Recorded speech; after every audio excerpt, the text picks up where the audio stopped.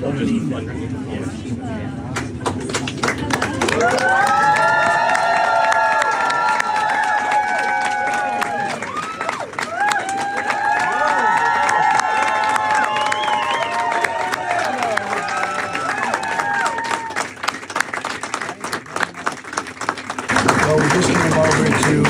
too early to congratulate, but we are hearing it's record kind of numbers.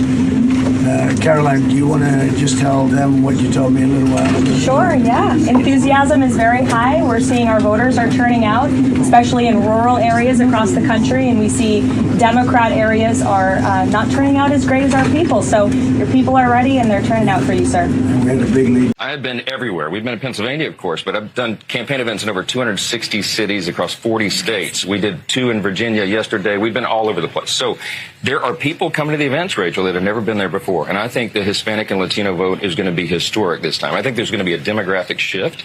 I think they're coming our way because they see the Democratic Party has abandoned the values of the community. And they've opened the border wide, and that frustrates that community as much as anybody. I think this is going to be a big one. We're going to make history here. I was just going to ask you, what do you think is going to happen in this state of Pennsylvania? I think we can win Pennsylvania. Is Trump going to win Pennsylvania?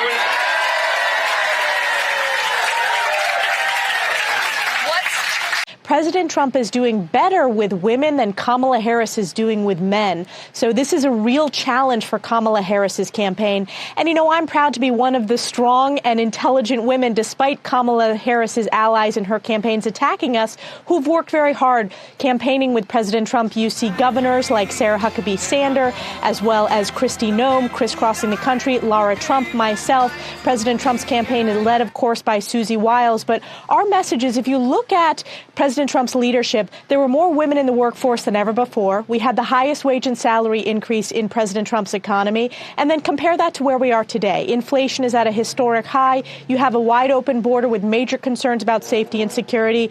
Our message is one that resonates with all Americans. Secure the border, grow the economy, bring peace through strength national security policy back to the White House. Well, we're feeling great this morning, Bill. We have the hardest working candidate in politics. President Trump left it all on the field yesterday. 4 different stops campaigning from 9 in the morning to 2 a.m. this morning, landing in Florida at 6 a.m. So he left it all in the field with an optimistic message to the American people. Get out and vote. He's going to make this country affordable, safe, and strong again. And when we look at all the early voting trends and the trends we're seeing this morning, we are cautiously optimistic that President Trump is going to win tonight as long as people continue to get out and vote throughout the day. We know that our low propensity voters are turning out to the polls. And if you look at urban turnout, black voters and Latino voters, voter turnout for them is down. We know those are key demographics. Kamala Harris needs to win this election. So she has a lot more catching up to do than President Trump. That's how we feel this morning. We're feeling great. Okay.